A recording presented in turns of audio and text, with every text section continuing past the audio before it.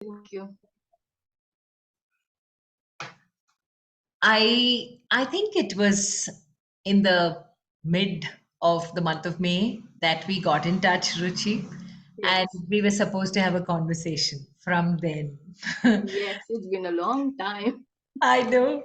So it is thanks to the LinkedIn Creator Accelerator program where I got to meet another amazing human being like you.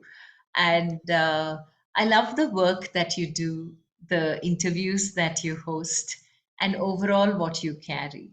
A calmness which is so beautiful.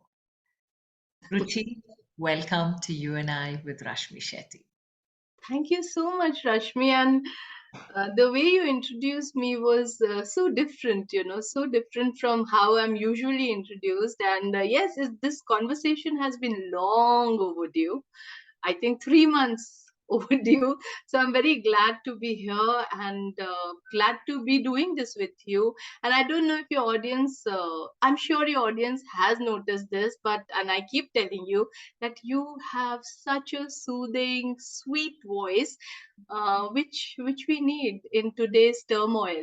We need that. So sweet of you. But today it's all about you, Ruchi, not me. And was the little Ruchi Singh the same sweet girl? I'm very curious to know what your childhood was to the Ruchi Singh that the world knows you today as. All right. So the kid Ruchi Singh was extremely naughty, very very naughty, and people who knew me then somehow carry. See, that is why perception management is so important, because even now they're like, "Oh, Ruchi, naughty."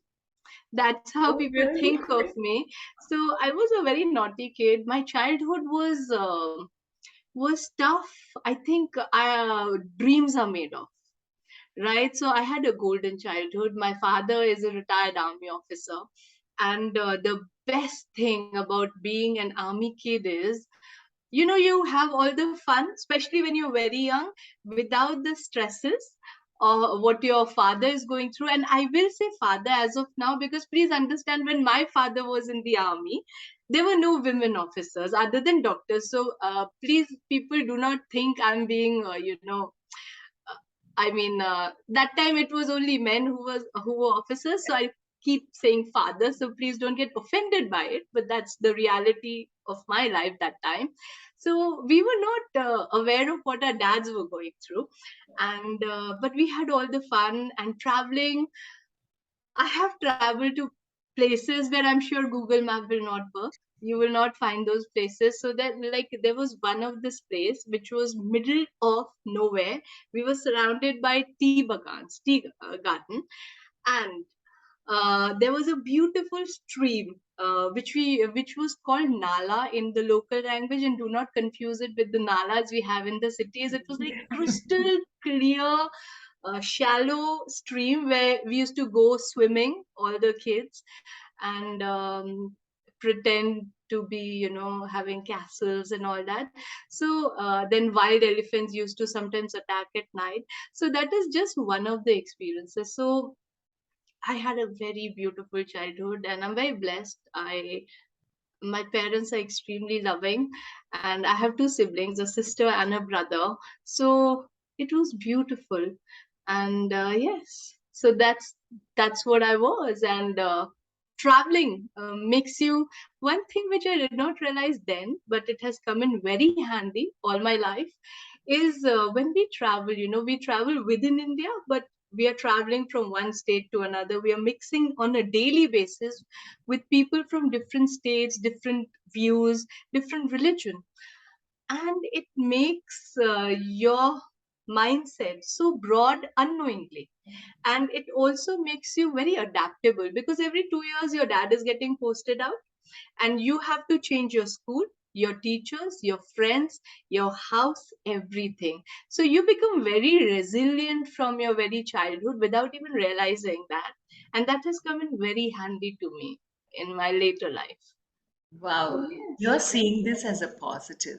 And there are some people who say that having a father, having a career which is a transferable job every 2 years, doesn't give you, I've met somebody who says it doesn't give you the stability of friendship. because you don't have best friends you grew up with since you're moving city to city. And you know, after a point of time, let's say by the time you're 10, in the fifth standard, that, okay, anyway, it's just 2 years, so why even bother making friends? And you end up, when you reach college, having no one called friends.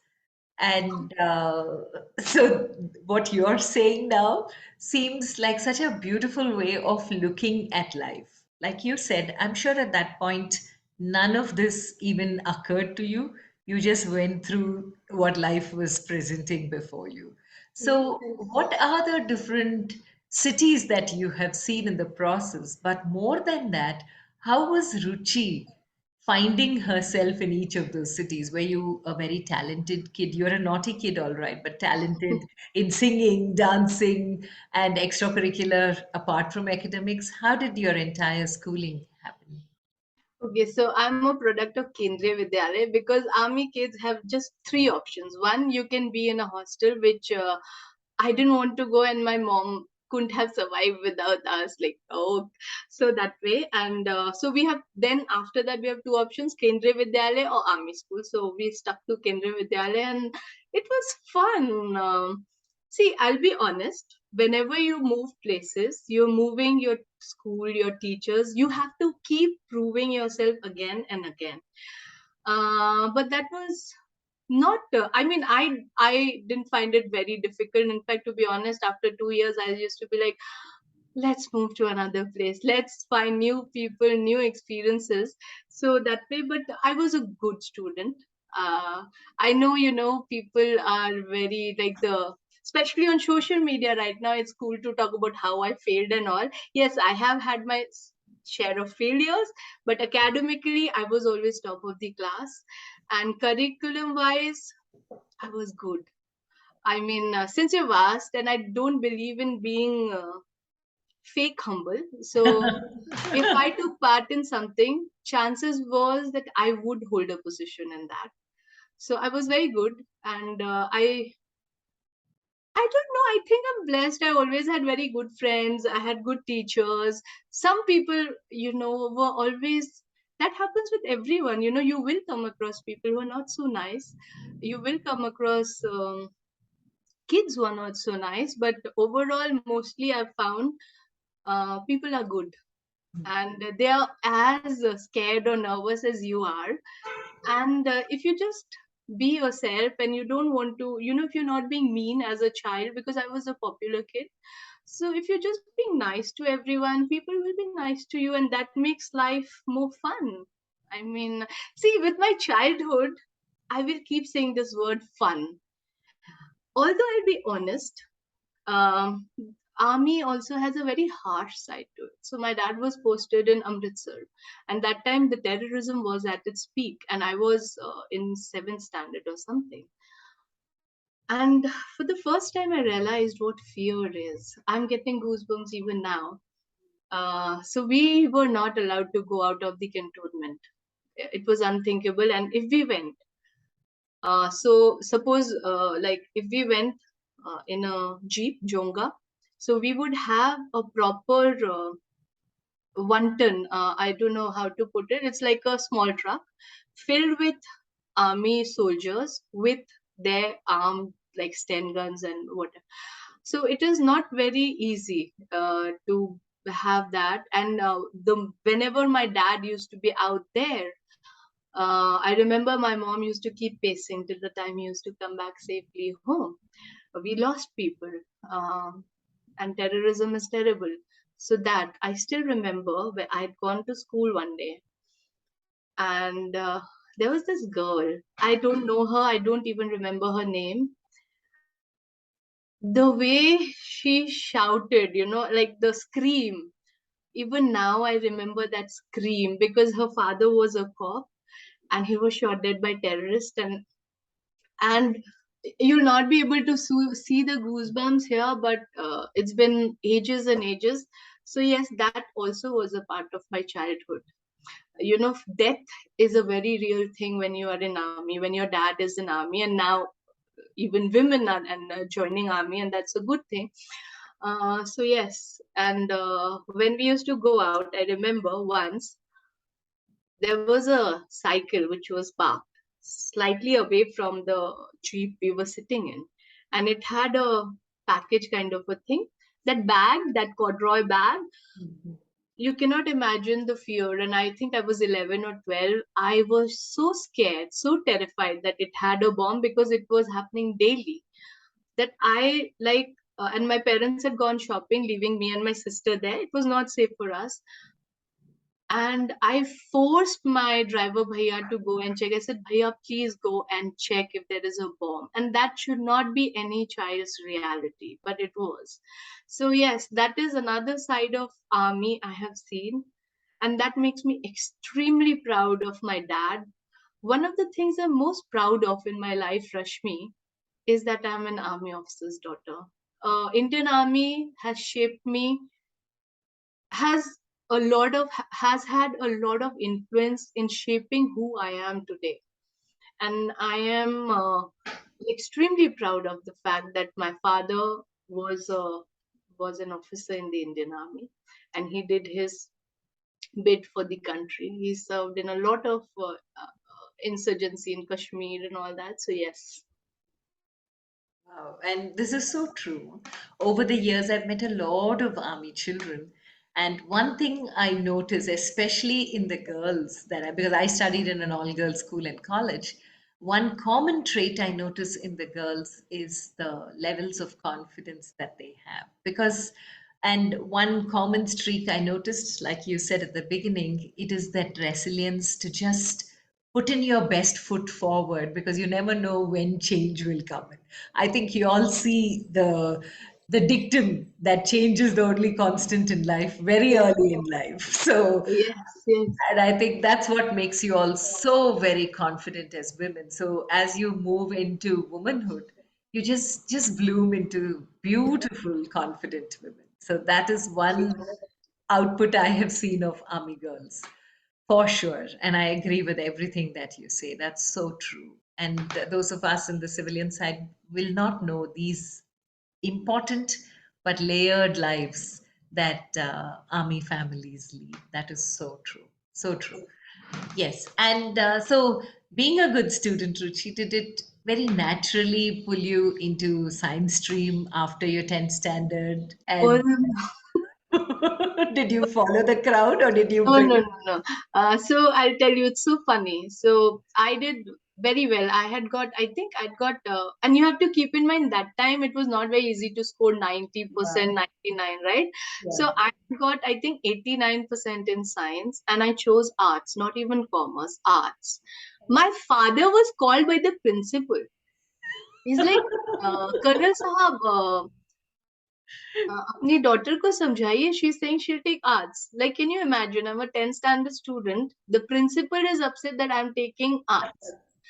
And my parents are very chilled that way. They're like, if she wants to study arts, it's okay. I had to change my school. I was in Kendriya Vidyalaya, so there were two Kendriya Vidyalaya at Tejpur, and then I had to shift to Kendriya Vidyalaya Air Force. So I did my 11th, 12th. Not that the principal was being mean or something, it was just too much pressure. So, and teachers were shocked when I joined there.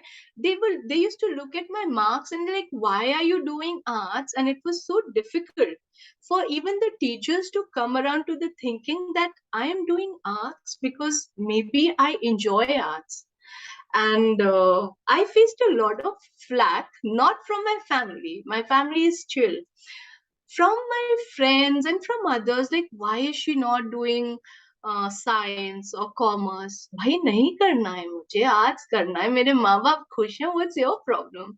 So and I'm very grateful that I had this kind of family, because I have seen children who are miserable, and they're just very young, right? 15, I don't remember, 15, 16, and they are miserable because they are forced to do something which is not their choice, and that choice impacts a lot of our later year choices.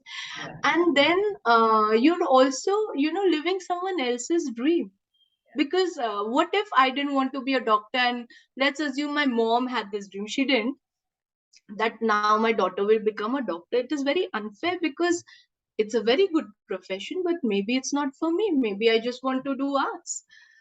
So I think parents have to really, mm, when it comes to dreams, have the capability to fulfill your own dreams. And if you have failed there, please do not put the burden on your child. Because people, a lot of parents, because we have seen, you see, suicides and all, that's terrible. Everyone, whether they have done nothing in life, they want their child to do IIT, become a CEO. Seriously, dude. I mean, if that is so good, you didn't make it to IIT or IIMs, then why are you forcing your child to do that? And uh, and I did well. I am doing well in life, and I chose arts, and it was a choice, and it was not like I am not getting anything and I am doing arts. No, I was actually forced to take science, and I took arts, and it turned out very well for me. When you say this, what I can see is the courage you hold. Parents apart, encouragement from them apart.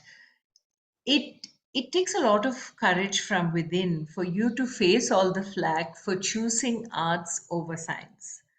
But what was your influence to choose arts? Was it that you liked history, geography, and so wanted to pursue in that space? Or was it economics? What was the subjects that drew you to arts that made you realize that that's going to be what you're going to study?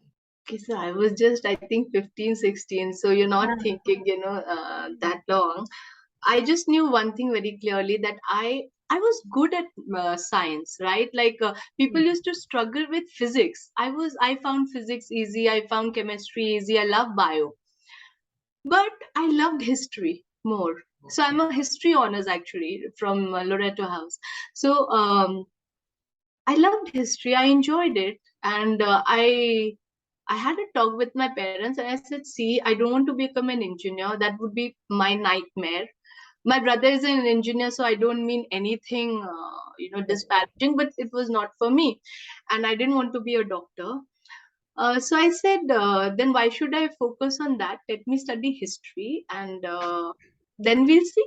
I had no plans. Even in now in life, uh, I made plans, and look what I'm doing now. I would have never thought I'll be doing this. So I knew I didn't want to do arts and commerce. That I was 100% sure. So I was like, let me do arts because I enjoy history.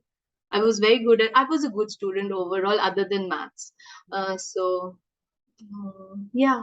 I mean, I don't know. I don't know. I never thought that I was being courageous, but for me, it was like, I have to live the consequences, right? Like, if I do not like maths, which I didn't, it's a miracle that I never failed maths, right? It's a miracle. Uh, but I would have passed, but I would have been miserable. So my choice, I think, rather than being courageous, was like, do I need to be miserable just to make my friends think I'm cool? And I was always popular, Rashmi. I know it may sound like, oh, she's being so, I don't No, know, no. non humble. I was always very confident about that I am loved by my family, my parents, my sister, my baby brother. And I've always had good friends, even if they were like for 2 years, I've had good friends. So there was no insecurity that I would not be appreciated if I took, like, I don't know, I can't explain it because I No, no, was. I get where you're coming from, Ruchi. But in hindsight, this is something that occurs to me because 15, 16 is also the time of peer pressure, of validation from outside, that it plays a big role on very stupid, silly decisions from what I wear to what I do. So that's why I'm asking you that question. But then, not surprised because maybe you had good history teachers. Because when it comes to history as a subject, I feel that's one subject that's neglected a lot, but if studied well, that's a subject that connects us to who we are and where we came from. It's So, actually not my teachers. No, it was my father and my mom. My father is one of the most well-read person I know.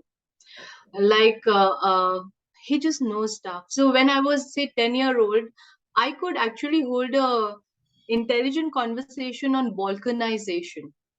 Right. I don't know how many 10 or 11-year-old kids knew the word, but I knew it because, and it was never, like it wasn't like, chalo, ab hum padhenge, Cold War. No, my parents used, our house was this. So, my father is like one of the most well read people I know. My mom, she's a MA in Sanskrit. So for my mom, yes, she would not know about Cold War, but she knew our literature. She knew about, our Puran and like Kalidas. So my father knew all that also. So they used to have discussions like normal discussion. Oh, did you see what Nirala wrote or Dinkarji wrote? So for me, these were names I grew up with. Or did you know Netaji ne kya kiya? And then on one side, my father would be discussing uh, in depth balkanization and Cold War and Second World War. So it was like, for us, it was like I grew up with that. So my house has more than 1,000 books, and that is why, because it would have been more, but we were traveling, so my father used to give away. Yes, I think it was mostly my dad, Okay. because of which I love history. Wow. Okay. So moving on, Loreto, you did your honors. Graduation. Then, Yes. then post that, what happened? How did you carry that forward? Did you move on to do post graduation as well? Yes, I'm an MBA from Symbiosis Institute of Management Studies. So After history, you did an MBA. yes, yes. So, okay, this I've never shared in any interview. Okay, so I finished my graduation, I did well, and then I was like, this is very unlike me. Okay, so I said, I've been away from my home, I want to come home, and then I said, now I don't want to do anything. I was like, no, now I don't want to do anything. I'll marry an army officer. And my mom has always maintained that women should always work, they should have their own money. So my mom, she had also gotten through like the professor, because she's an MA in Sanskrit, but she made a conscious choice to leave that, because my father was traveling 2 years, then they would not have had a personal life that per se. So, but she's always maintained. Now they got worried. Array, now she's saying she'll not study. She wants to get married. And I'm very young that time, right? So finally, my sister, she filled in all the forms, my MBA forms. I did nothing, no cat, nothing. I didn't study. She said, Didi, I filled these forms. Please come and give the exams. And I'm like, oh God, I have to give this exam. Okay, I'll come give the exams. I was sure I'll not pass, but somehow I passed. I made it through a lot of colleges. And then I said, okay, let me do MBA. So I'm telling you, best laid plans. Yeah. So, yes. So I did my MBA and I loved it. Okay. This is so bizarre. After being somebody so clear about history that you did an MBA, and what was your specialization in MBA? Don't say finance now. No, no, no. Marketing. I love marketing. I will always be a marketer at heart. Okay, I okay. love marketing. I love brands. So, see, when I did history, I was not thinking career wise. I was like, I love history. And my logic was this: everything in this life is history. Like right now, what's happening? Yeah. Things like INS Vikrant or, Russia Ukraine war, they are going to be studied sometime in future. That is going to shape the future. So history is, you have to know history, whether if you're finance, you need to know the history of how the Wall Street or you know wherever you're working, everything has a history. So I did it because I liked history. I'm telling you, if people come to me thinking, oh my god, she'll give, these are the 7 secrets of success, they'll be majorly disappointed. So yes, and I love branding. I read a lot and I enjoy it. And I was like this. So when I joined my MBA, I was like, okay, which is the most prestigious brand in the world? So that time it was Coca Cola. So I said, then I want Coca Cola on my CV. And everyone told me that Coca Cola only goes to IIMs. I said, all right. So Ruchi, don't try. Even my seniors, I was like, fair enough. I got Coke. I was the first one from Sims to have an internship in Coca-Cola, and that to not say is marketing. I pestered them so much. I used to drive my scooty, and from my college to Coke that time had office, which was like far, far away. I'm very bad with distance, but like assume that it was at least 45 minutes away. I used to go there every day, sit in their reception. Everyone knew me by name, by that. And then finally, the manager, brand manager of Coca-Cola, he had, I think he just took me. He's like, इससे पीछा छुड़ाने के लिए से हम internally ले लेते हैं. So that's how I got Coke. Okay. So I was like that. बोले Coke चाहिए तो Coke ही चाहिए. वो लेके रहेंगे. So I did that, and I loved it. Okay, so the tenacity, the resilience, all of those learnings only got further more visible for you now when you look back on how your journey has gone and from where you get that grit and the determination to do what you want to do. So, post that internship with Coke, what and how did life open out? Okay, let me tell you. So now this is going to lead to the first major failure of my life. Okay, so when I do something, I'm like this. I decided, I don't want to study, get married. That didn't work out because my parents refused to get me married at that age, and I'm very grateful to them. So then I was like, now I have to do well. करना है तो अच्छा करना, नहीं करना है तो नहीं करना. So I got 0 day campus placement, and I was one of the highest paid people in the campus. So I got the highest placement, one of the highest placements that year. And first company I sat for, I got the offer letter. Now, that time, once you get placed, you can't really, unless you turn it down, you can't really sit for others. And I was shortlisted for a lot of other brands which I really wanted, right? Like with Ogilvy and Methva and all that. Now, I took this offer because, for the wrong reasons. I was like, oh my God, I'm so cool, 0 day campus placement, mera naam likha hai Ruchi Singh. It's a big deal to get 0 day campus placement. First company I sat for, and one of the highest, like, although that was the first day, 0 day, but we knew, कि means से काफी ज्यादा है. So I took it. It was more like a ego thing. A ego thing, nahi, show off maybe. I don't know. But I was very young. I was, I think, 21 or 22. I forget. But that age. And I took it. And it was the wrong decision because the job that I had picked up, it was an MNC and all that. I'll not take the name because Yeah. it's not their fault. The moment I took it, and once that thing, wears off, when you do something for the wrong reasons, after a while, the reality, I'm like, oh my God, I'm not even interested in this sector. Abhi kya karu? And my heart was like always with Ogilvy and, ads and all that. I did not join that company. I did not join it. I did not go back to my college to tell them I'm not joining. Can you help me find another job? No, because when you're very young, everything is very black and white. I'm like, people will say what a loser Ruchi Singh is. Abhi to 0 day campus placement. Now she's like job in a join karna. So you see, all those things, I let it make a very big impact on my future career. Okay. Right. So, in hindsight, that is one of my biggest failures. And I saw it just when my career was starting. So, from a high 0 day campus placement, name is written on the board and all that, to actually not joining that company. And then I had to struggle to find another job because I was egoistic enough to not go back to my college and say, hey, can you help me? I didn't want my friends to know nothing. It was like, पता नहीं कितनी बड़ी गलती हो गई जिंदगी में types.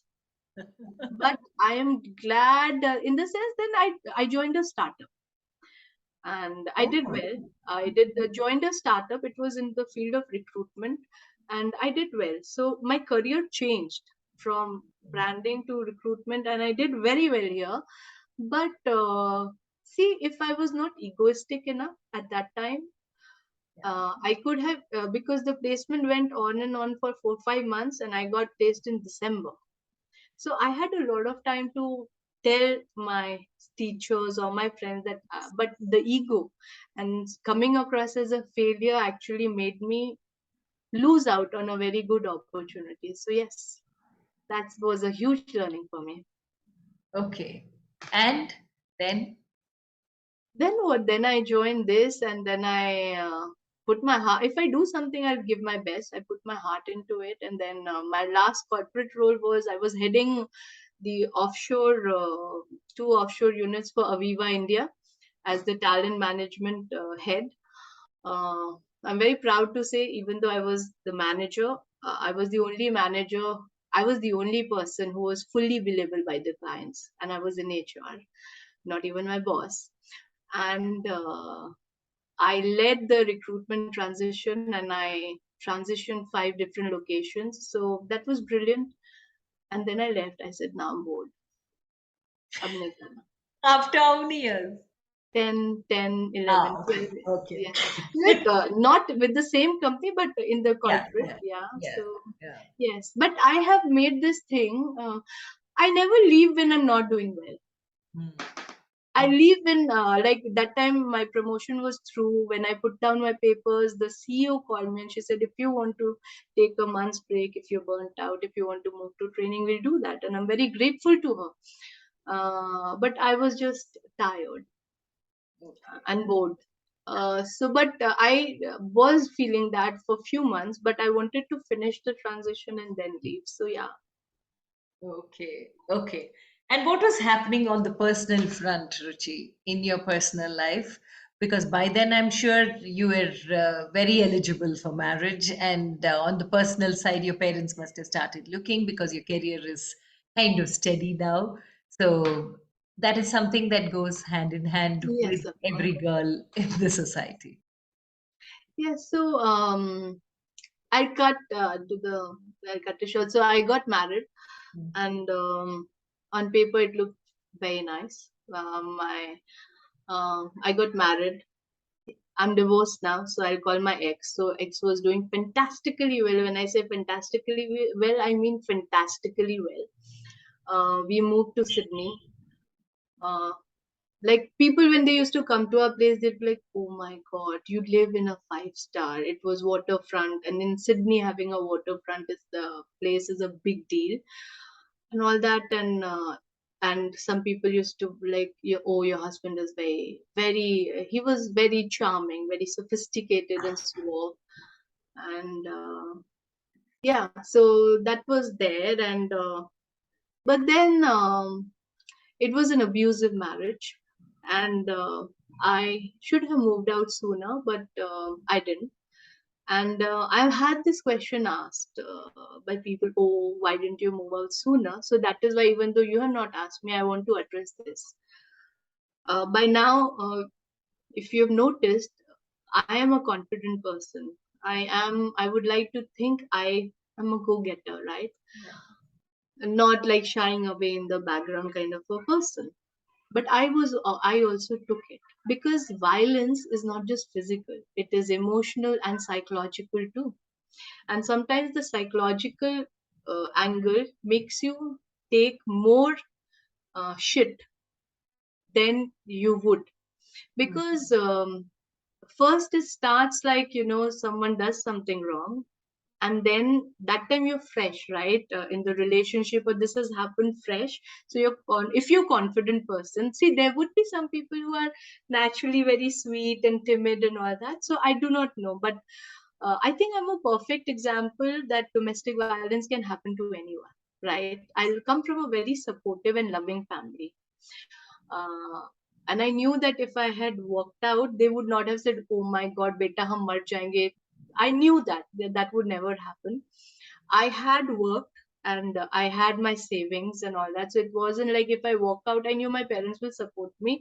And I had solid work experience behind me with very good network in the corporate world. And luckily, I had very good terms with my bosses. I've been very blessed to have mostly 99% good bosses. Very blessed that way. But I still took it because initially, when it starts, and you're like, okay, this is not acceptable, I'm leaving, the other person, will promise anything to make you stay back. They'll cry, they'll say, I'm going through this, please don't leave me, I need you. So for the longest time I was under the impression that I'm the stronger one, I'm being strong for someone who appears to be strong in front of the world but is weak. So I'm like the savior, and that's a very dangerous place, right? Because domestic violence costs more life every year than even all the terrorist attacks combined in the world, right? Yeah. Now, and then what happens is then the frequency starts increasing, and it is not just physical. They start chipping your confidence, like, oh, you're fat, you're not good looking, who were you talking to, what are you doing behind my back, um, like things like that. And everyone is human, and after a while, if you're constantly being hammered on certain things, you start believing yourself, right? That is how terrorists are brainwashed to do anything, even suicide bombing, because that's the power of brain. And if someone can use it in a negative manner, it can have disastrous effect. So that is how it happens with the victims also. So the reason why I'm sharing this is because there'll be a lot of women, a lot of children, and some men also go through domestic violence who would be struggling with this, but the world, instead of making it easy for them, will make it tougher by asking these questions. Oh, why did you leave? Why didn't you leave? I would have left. Dude, believe me, you wouldn't have left. Right? So it's not easy. And after a while, you start fearing that person. The moment that foreign countries में you don't really have latches unless you pay for it. So वो जो key turn होती है, only I can't explain it, and if you've not gone through it, you'll not understand. Your heart stops beating. You start living your life on eggshells. You don't want to be noticed in your own home, and that is not something any human being should go through. You're scared of even breathing uh, deeply because you just don't want to get any attention to yourself. You feel miserable if someone else compliments you because you know you will have to face repercussions back at home, Yeah. right? So and at the same time, for a grown up person, it is very humiliating to reach out to people and say, hey, I'm going through this.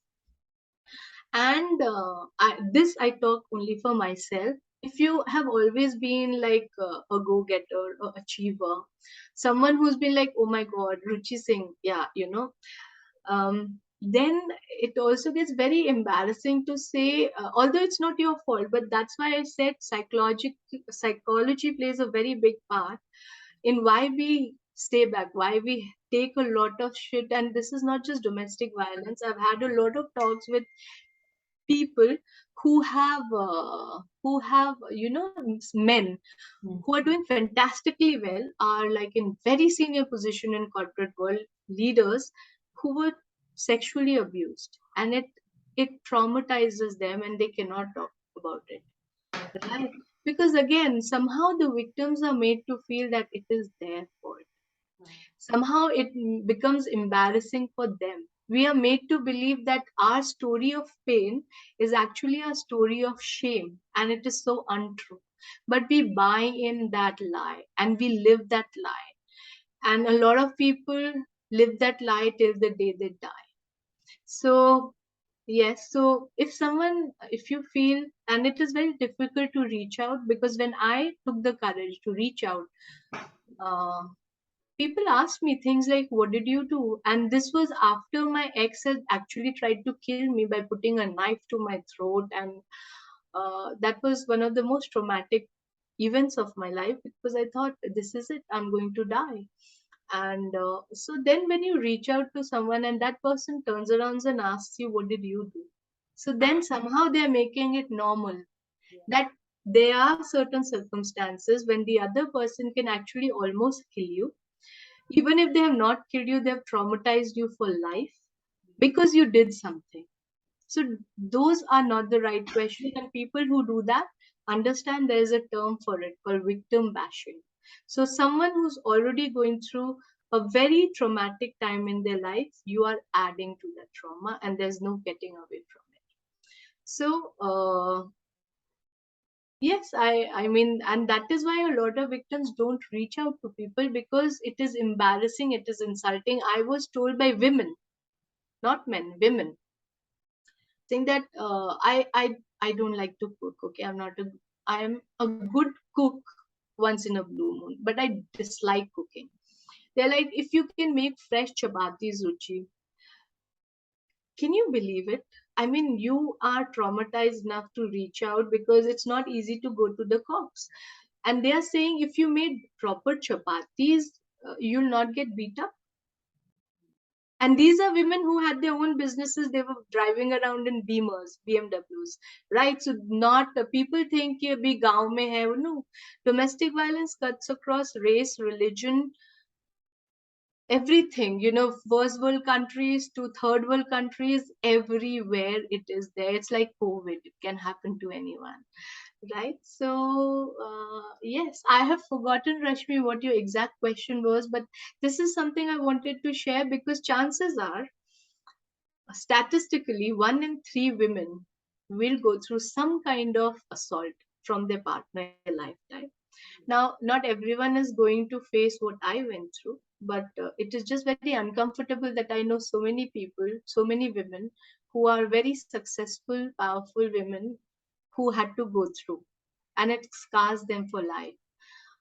So if you see something like that, or if someone reaches out, don't judge them because they are in a very bad emotional, mental, fragile state of mind. Just if you cannot do anything, if you can help, help. If you cannot do anything, don't make it worse. Yeah. And you know, this is so important. This is such an important topic because even during the pandemic, the number of domestic violence cases had drastically increased because everyone was cooped up at home, and the frustrations were taken on the lady of the house. And the National Women's Commission had brought out a report saying how many cases were reported, and left it to us to imagine how many more went unreported because of Yes, all the reasons that you are saying. yes. It is It, called a silent epidemic. yeah, yeah. It was the bigger epidemic, in fact, that many people did not address. And But COVID has been brought into control, but domestic yeah, violence is still there, and it is going to be there till we do something. yeah. So when you walked out of it, how did you decide to speak up and tell the world not to tolerate it, Ruchi?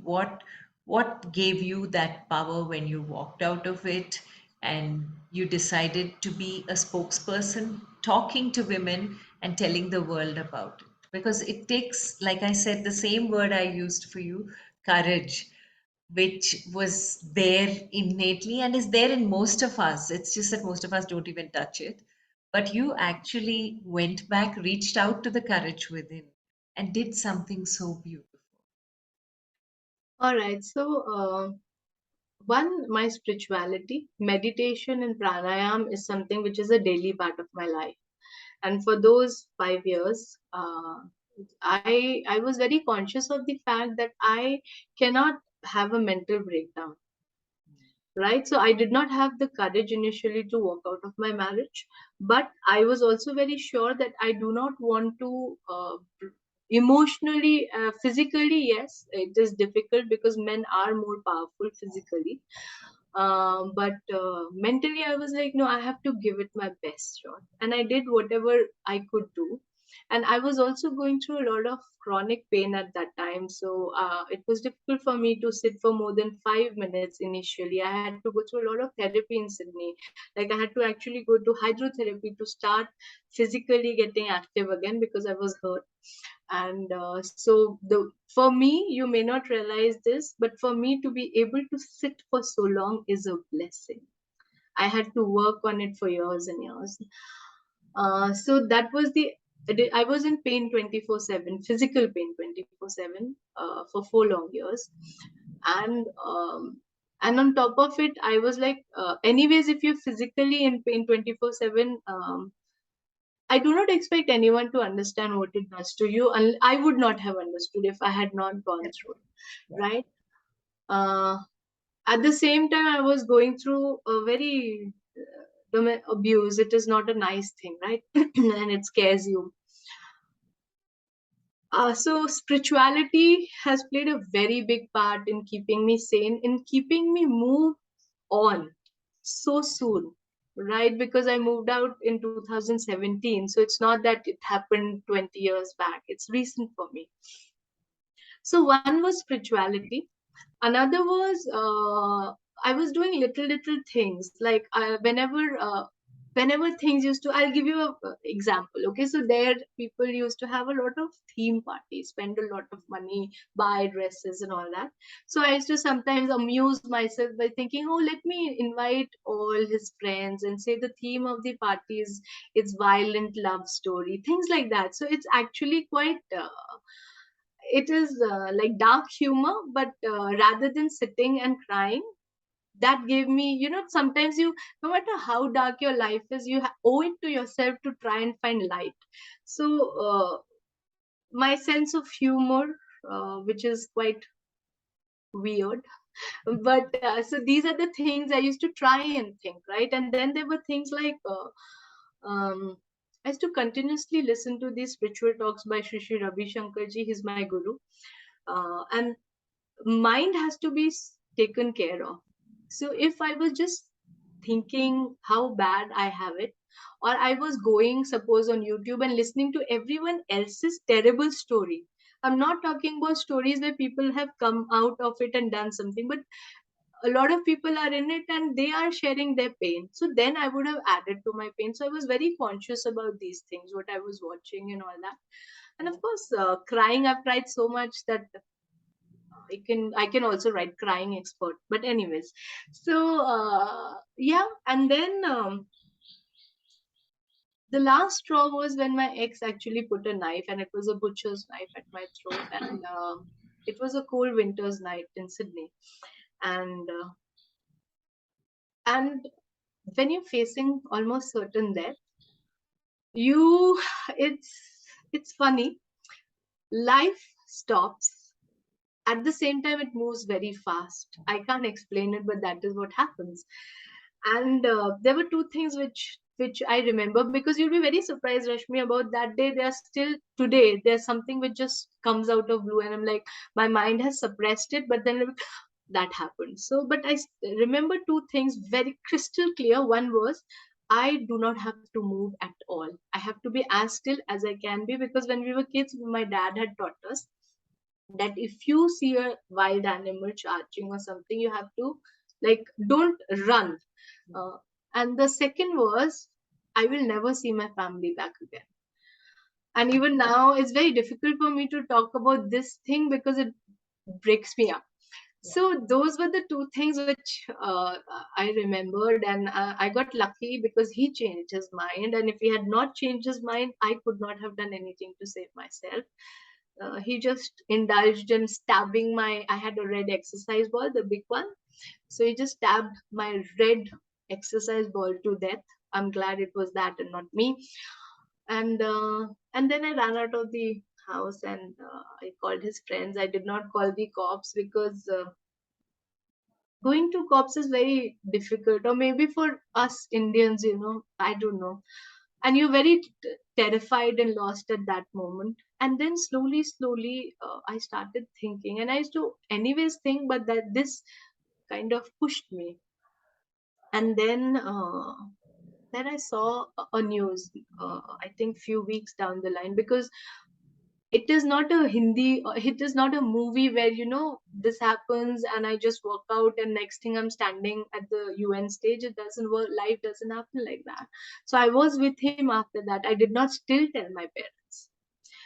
And I can't tell you how terrifying it was for me. I used to hide my phone, and I used to hide my landline, and the last number dialed used to be my parents. I used to not let it ring, but last number, so that I don't know what they could have done. But in my mind, it was like, even if I'm dying, at least I can call them. And they were all the way back in India. And I used to try not to sleep. I was like, if I sleep, he'll stab me to death. And when it used to get too difficult, I had a small picture of Guruji. Okay. Anyway, so this was not supposed to happen, but anyways. So I had a small picture of Guruji, Shri Ravi Shankar. I used to hold it in my hand and I say, Guruji, I can't keep awake anymore. Just keep me safe till morning.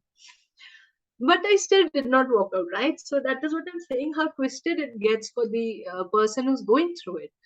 And but then it was there, like, what am I doing? This is not what I've taken birth for.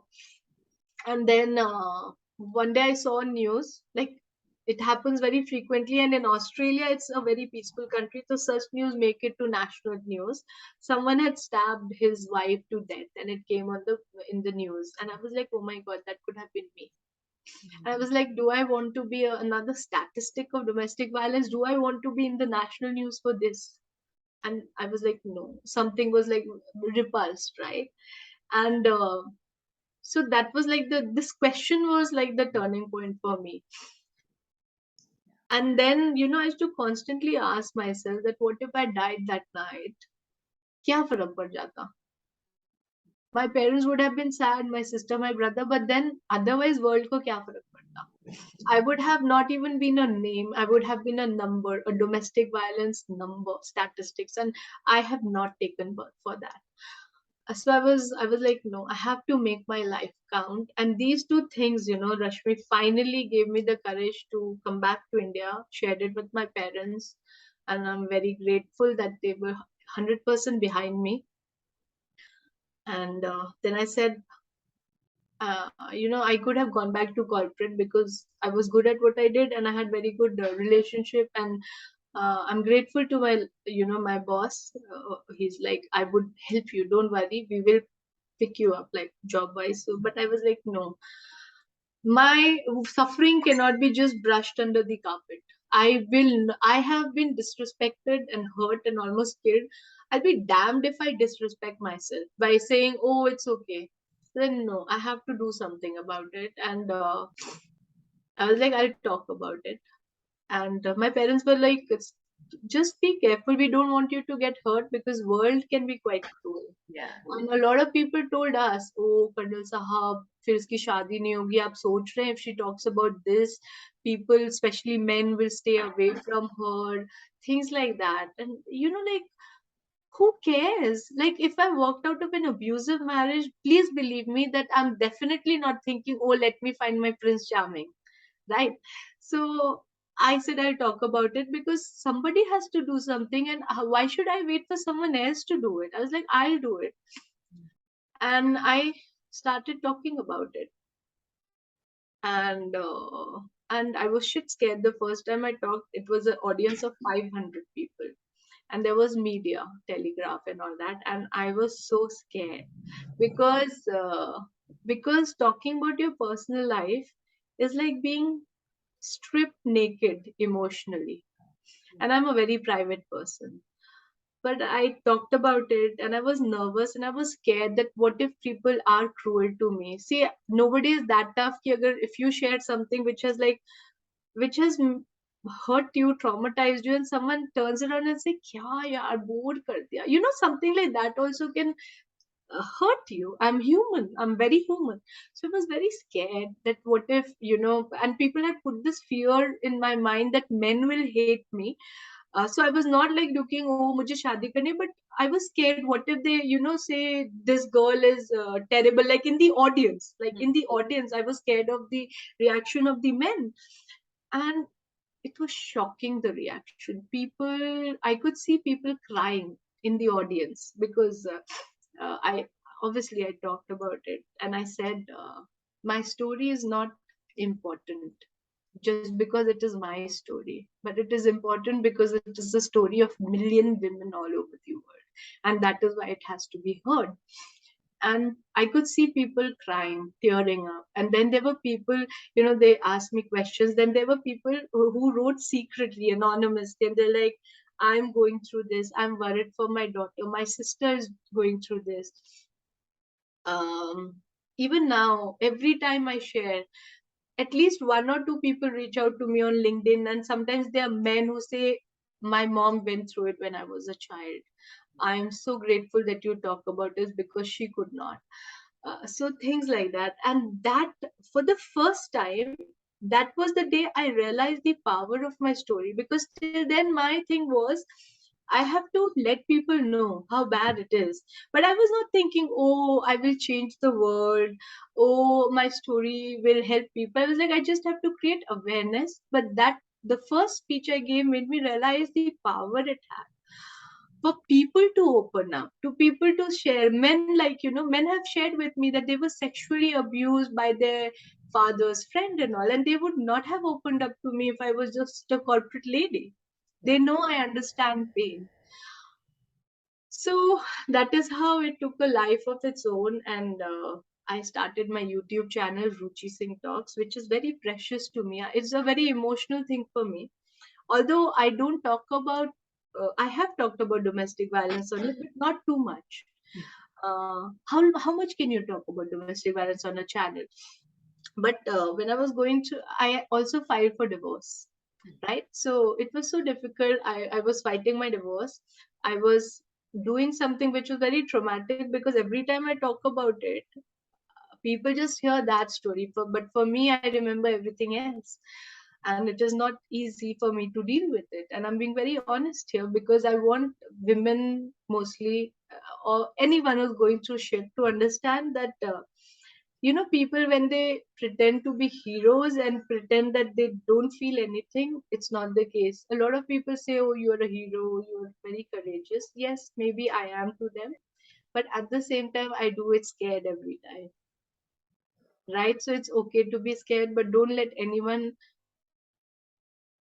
take away your dignity and self-respect. You owe it to yourself. So yes, so I started my YouTube channel, and the reason was this: every time I had a divorce hearing, it was very traumatizing. And so I thought, abhi kya karu?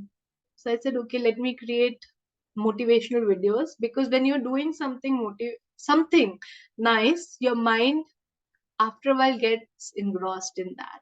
So I was like, at least if I'm doing this, kisi ek bande ko to help ho jayegi. So I started doing that, and that's how Ruchi Singh Talk started. And it was also my way of showing the middle finger to all the people who said, don't talk, keep quiet, be sar jhuka ke reh lo, that kind of a thing. Just because you've gone through this, so just because I have gone through something terrible has happened to me, I should be made to suffer more. This is what society does to you. And I am just so grateful to my parents. I can't tell you. I mean, my parents have been my rock support. But they were like also pressurized. All they had this image, वो Hindi film में पुराना होता था ना, wearing a white sari and बाल वो करके दुखी गाने गा रही. So something like that people had slotted me as. So my YouTube channel was also showing a middle finger to the people that I refuse to fight. Hmm. So yeah, and then things happened. And Yeah. And today, the way you talk about it, the way you bring it out is something I'm sure where many other women and men, like you say, have a space, a safe space where somebody understands them and what they're going through. So it definitely is something that the world needed. And you became that medium for a lot of people. So that's where, when you shared it with us, it shook me. I had goosebumps when you shared it in the first meeting with all of us. As an, and still, with that as the base, she still smiles so beautifully and comes across so positively. So that's where, Ruchi, for me, my question here is, from where do you draw that positivity? Yes, you told me that your parents are your rock and you have a spiritual guru. But what is it that Ruchi tells Ruchi every morning when you wake up to be this positive person, to go out there and shine? I wish I had a secret magic mantra. But there are days when I wake up in the morning, I have to give myself a reason to get out of the bed, right? But my thing is, you have two options. I can be in my bed and let life get to me, or I can do something about my life. My life has to count, and I wish, I had some very deep. I wish I had these 3 point something, but I don't. So for me, my biggest driving factor is this. So when I talk to myself, all right, so I am not talking very motivationally to myself. Oh, abhi to zindagi wo hai. I talk to myself like this, I actually say Ruchi Singh. For some reason, I always use my surname. So I'm like, Ruchi Singh, you'll be damned if you let other people pull you down. Or, things like this. And that motivates me. I'm like like I'll be damned if I have gone through this and I let this define me. I cannot be just known as someone, oh yeah, poor thing, she went through domestic violence. That cannot be the only thing people uh, connect with me. So things like that. For me, my anger, not the anger where I'm like, oh, I hope something bad happens to my ex, not like that, I've forgiven him. But things like this, when I'm having a difficult day, and I do have difficult days even now, it's been 4 5 years, but there are times when I get nightmares and it is very difficult for me to come out of it. So ultimately, meditation, pranayam, and this side of me, which is like, are you going to let someone else pull you down? Is this why you've taken birth? So my talk is slightly hard hitting. I'm like tough on myself, tough love, and that works for me. That works for me. And I think since I was always loved as a child and as a sister, I've always been loved. I'm very grateful to have good friends. So deep down, maybe that also pulls me through. But if I leave my meditation for too long, which I do sometimes, then it does take a toll on me, a bad toll on me. Yeah. And this tough love that you just spoke about is something that all of us went through in the last 2 years with the pandemic. Oh yes. Have a choice. We were all pushed and forcefully asked to press a button called pause, where most of us reflected to see what life gave us and we were not even grateful for.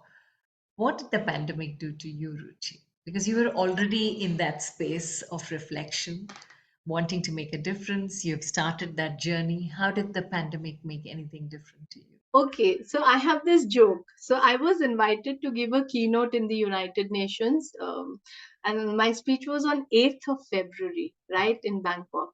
By the way, people, whoever is telling you to keep quiet, your life has come to an end, let me tell you, if you speak up, if you own your life, instead of being relegated to wearing a white sari and singing sad songs, chances are you'll be invited as a keynote speaker at the United Nations. So Yeah. don't let anyone pull you down. So I have this joke that I gave a speech and the world shut down because I was like, so yes, so for me it was also a shock because see, my new journey professionally also has started since 2018, right? And it's a very it's not just a professional journey for me. Everything has been new. My personal life, my professional life, even my professional life, what I was doing earlier, and now I'm a keynote speaker, so it's all very different. So it was finally coming on track with the UN and all, and then one tiny virus said, no, no, let me play spoil sport.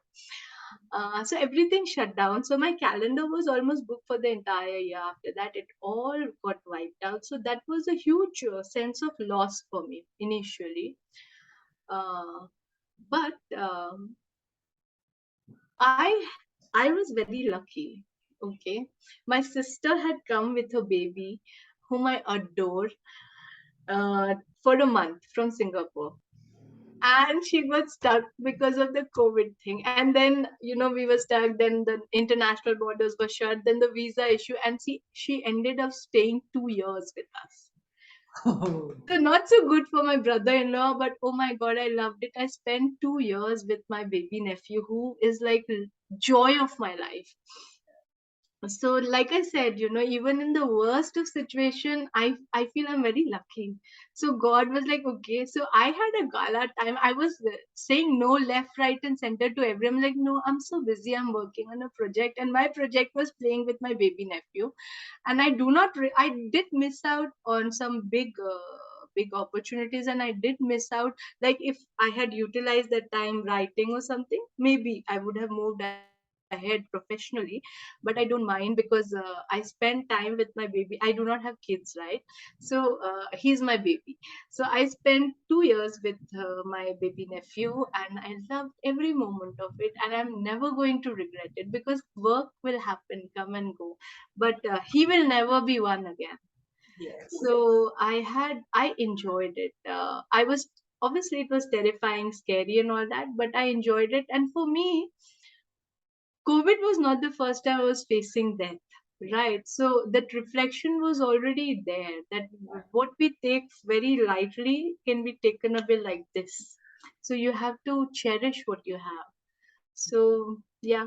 And I did make one or two videos on meditation and all to help people. So I was trying to help whoever I could during that COVID. But other than that, I was actually not really putting in a lot of hard work. Okay, good. So you took it in a very beautiful way, and life had a wonderful gift for you Oh, for those yes. I 2 years. loved it. I loved it. Yeah. And as we move towards the conclusion, the funneling of it is three life lessons, Ruchi. At this point, a very beautiful point where we have come in this conversation as well, where what all life threw, you came up and then life decided to give you some joy with your nephew with you for those 2 years. And now, when you look back, three life lessons that you'd like to leave us with. Okay, so one life lesson is always ensure that your life is not just about you. You have not taken birth just to take care of yourself. It has to have a bigger purpose. So that is one.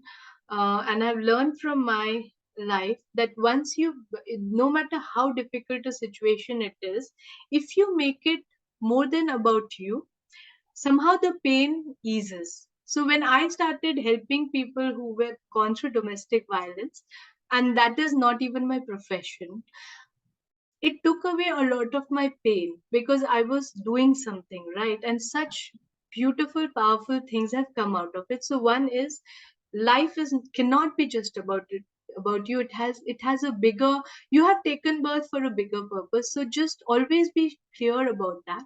Secondly, um, never let anyone else pull you down to their level. Life can throw shit at you. People can be horrible at you, but you always have the choice of how you respond to it, right? So, and your choice is what is going to define who you are as a person. Yeah. And that, it has become so cliche that it has lost the power it has. But I'll use it. When you make your choices, you're actually creating the story of your life, right? And the third learning is, there's so many learnings, because what else we do in this life? We have to learn till the last moment in our life. But the third learning I'll say is, always be true to who you are. And I'll explain that, because it's a very vague statement. In today's world, people are so defined, and they do everything how the latest social media trend. The people shy away from talking about things that add meaning to their life and all. I want to say, be very clear. At least you should know who you are, and what moves you, what rocks your world.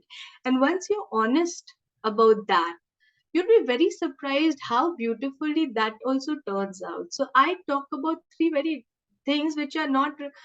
I talk about domestic violence. Anyways, it's not a very easy topic, not a very loved topic, right? Yeah. Second, I talk about Indian Army.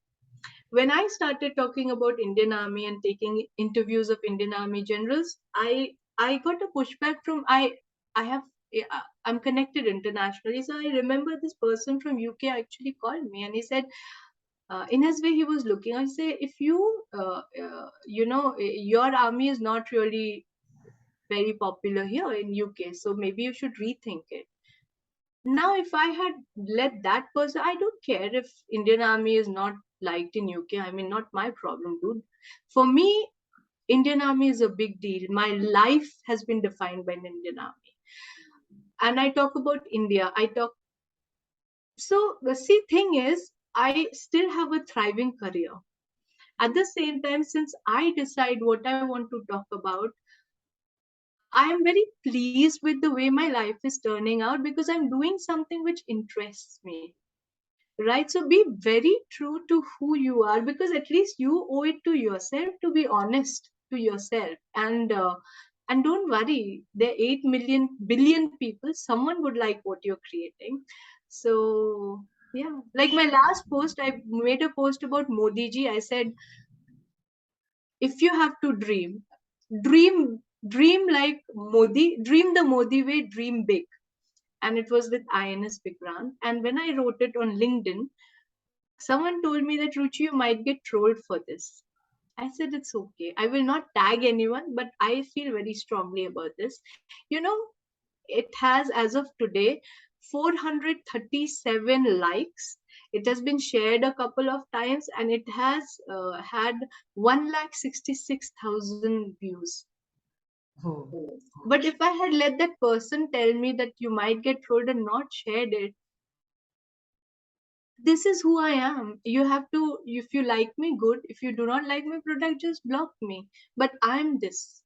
And it is important to be true to yourself because you're living your whole life with you. yes. Yeah.